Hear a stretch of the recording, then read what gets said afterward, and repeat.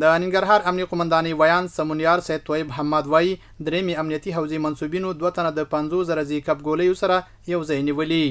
د یو کشفي اطلاع پر اساس باندې 2 کسان چې په یو پاسه ډوله موټر کې 50,000 زيکب ګولۍ ځای پر ځای کړی وي او غوښتل چې پر خلکو یې وپلوري چې امنیتي پولیسو دغه 2 کسان د دغه ګولیو سره لاس په لاس ونیول شو کسانو په خپلو جرمونو اعتراف کړی چې وروسته به رسما عدلي او قضایي ارګانونو ته وسپارل شي.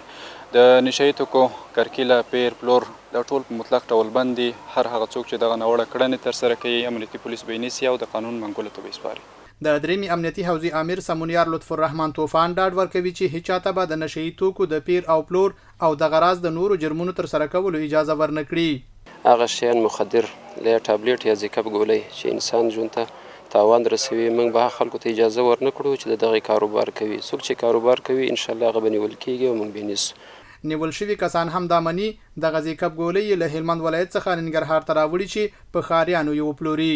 دغه ګولۍ زيکب ګولۍ دي چې د هلمند ولایت څخه مې راوړلې تر جلالاباد تر ننګرهار تر ښاره پورې د درېمې امنیتي حوزې مسؤلین ونیولو. په ټوله کې امنیتي مسؤلین ډاډ ورکوي چې د امیر المؤمنین حفظه الله د فرمان په اساس چې د نشهیي توکو کرکیله او کاروبار بند دی هیڅ چاته د پیر پلور او کښت اجازه نشته.